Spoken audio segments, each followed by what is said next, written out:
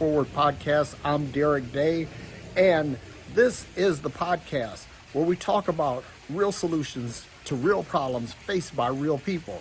And again, podcasts talk about all kinds of things, but here I want to make sure that you're getting tools in your day-to-day toolbox that you can use in your day-to-day life. Because honestly, if it isn't practical, it isn't practical, right? So we want to make sure that you get what you need to either help you overcome a hurdle or to enhance your walk on your journey in this thing that we call life. So that being said, we're going to get right to our podcast. And the great tennis player, first black man to win at Wimbledon, and civil rights activist Arthur Ashe, he had one of the greatest quotes that I remember.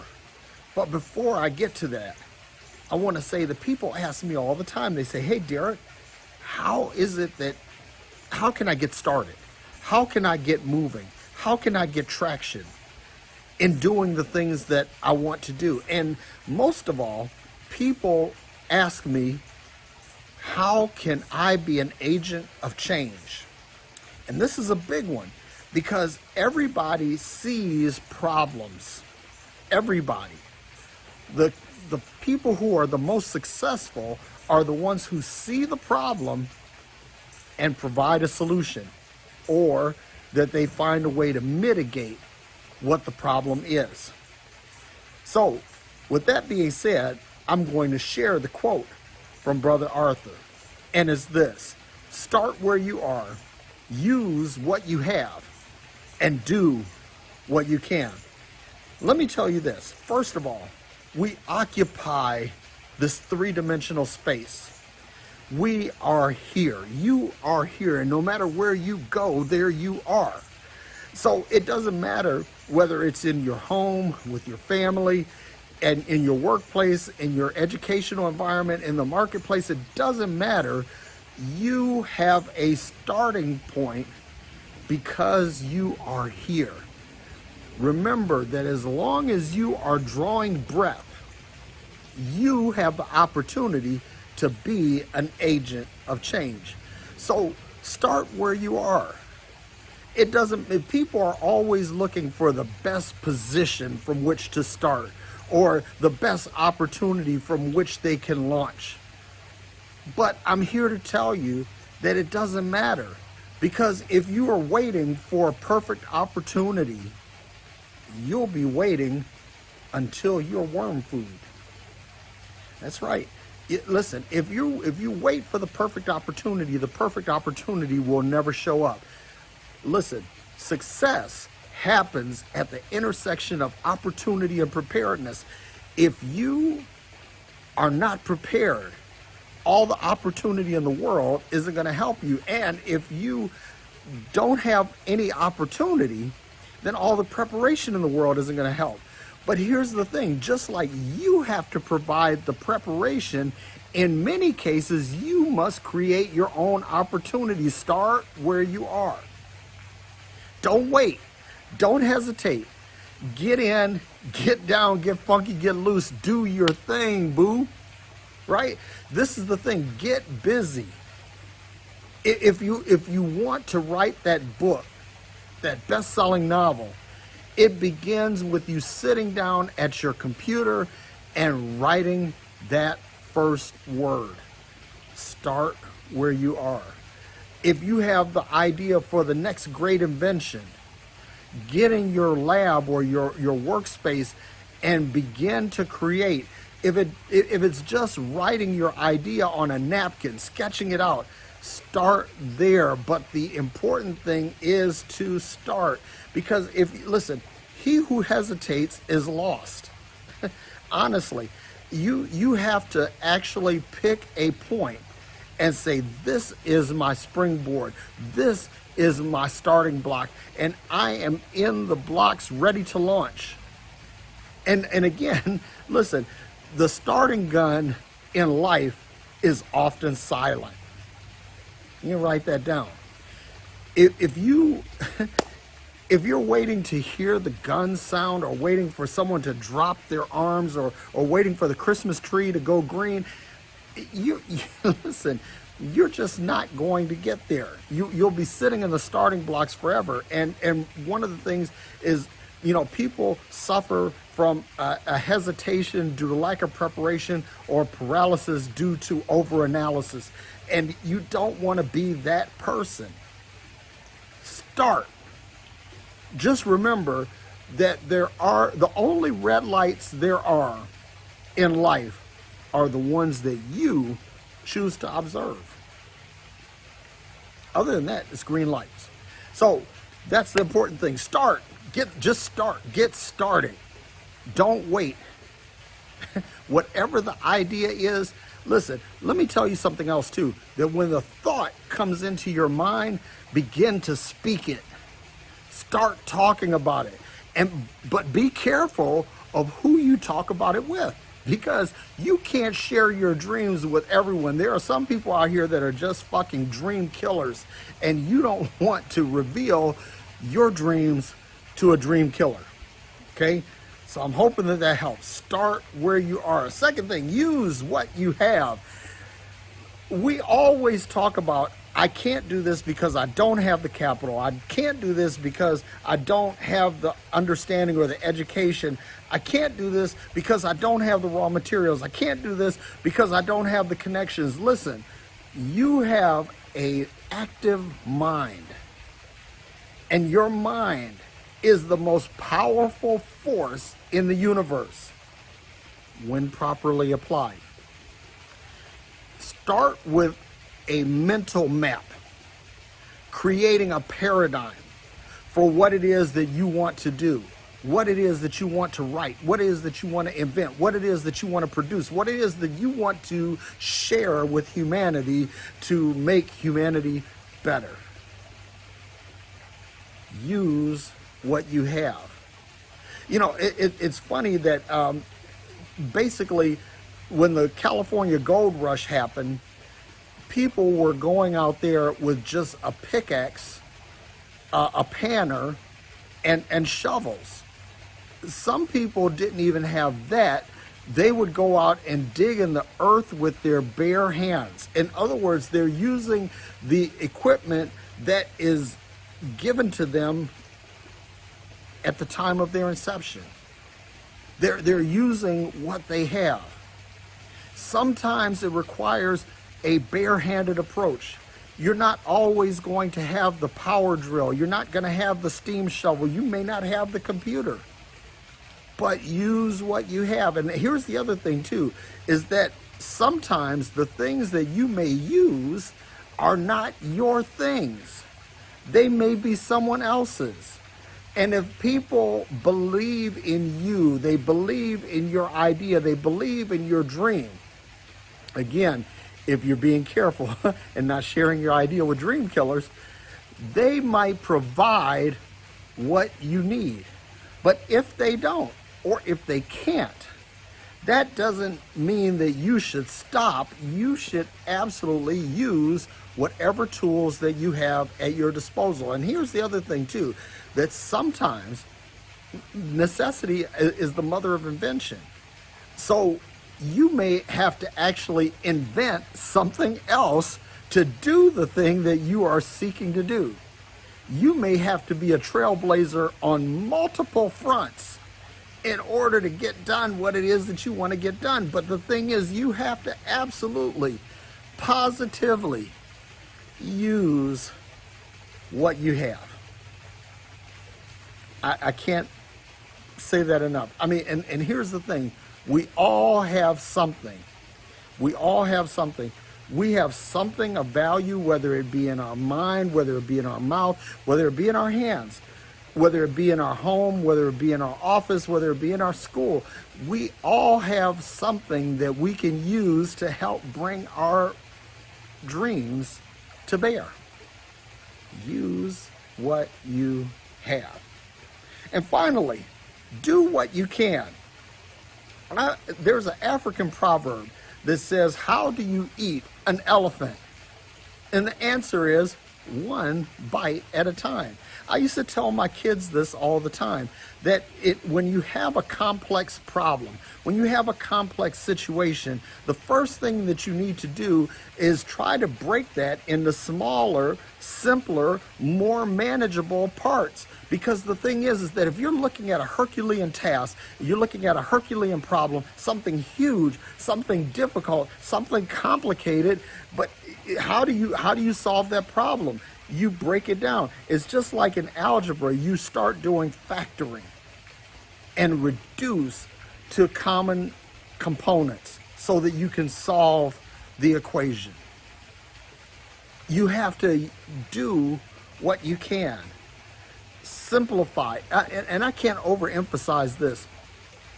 In my professional line of work, it is a highly detailed, highly sophisticated, very complicated avenue of business. And the only way that things get done is when we're able to compartmentalize the various components of the problem in order to put forth a solution. So the thing is, when you have a difficult situation, when you're faced with a challenge that seems larger than life, first of all, simplify. Then, after you simplify, find out who's done similar to what you're doing. Don't reinvent the wheel. Almost everything that has been created is some variation of something that already was. It's just an improvement. So here's the thing. You might be looking for this great sea change that where you're going to impact or influence an entire industry or line of business, but what may be needed is just an improvement. So find out who's doing what you're doing and figure out how to improve that.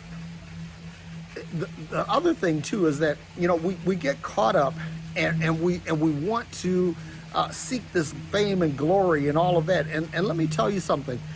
Fame and glory follow those who give the most, I won't say the most practical solution, but the most effective solution. It's like basically, you know, you can hate on Elon Musk and you can hate on Jeff Bezos, but these guys created something or improved something that made life better for other people. And as a result, they have lots of money. Now, let me say this about money and where you say do what you can. Because see, sometimes you may not be the inventor. You might be the facilitator. And in that case, that's when you take your time, your talent, your treasure, your resources, and you put those things in the hands of someone who is got a life-changing or business-changing or industry-changing solution to a problem. Sometimes you might be the facilitator. And listen, you know, people always say, well, I'm not a venture capitalist. I don't have tons of money. Listen, there's an app called Sweater where you can invest in venture capital funds with just a minimum investment. You could be part of something that what, you know, venture capital is what put Google, what put Amazon, what put Tesla on the map. That's and to be able to participate that at a small level is really great. The thing is that you do what you can. And that's the thing. People often say, well, I just can't do this. I don't know what needs to be done. Listen, every journey, irrespective of the distance, begins with a single step. If you're not making that first step, the journey becomes impossible. The journey becomes untenable. But if you take that first step, you are well ahead of others. I tell people this all the time, that, you know, if you are getting up and you just do 5 push-ups or 5 crunches a day, you're running laps around everyone sitting on the couch, because you're at least starting and doing, and you're using what you have. Listen, I just want to say this, and I want to give you a word of encouragement, because there is so much out here that will beat you down, so much out here that will discourage you, so much out here that just will challenge you to the point where you feel like, there's no way I could change the world. But yes, you can. I want to tell you, face to face, that you are equipped. You are built to change the world. You are here as an agent of change. You are here to bring forth something that is going to help all of humanity. But if you don't know where you are and you fail to start, you won't get there. And if you don't look in your toolbox, look in your inventory, look at your supply chain and say, what do I have? If you're not at least asking that question, then guess what? You're not using what you have. And whatever it is that you have in your heart and in your mind will fail. And finally, take the first bite. If you have an elephant that you need to eat, it starts with one bite. And you just keep going until you finish. Start with the smallest, simplest, the easiest. Start with those things. Or you may have a problem that is part of the solution that is very complex but is very small. So sometimes it makes sense to knock out what is most complicated, what is most complex. Get past that and then go to the rest. There are different ways of approaching this, but the important thing is start, use, and do.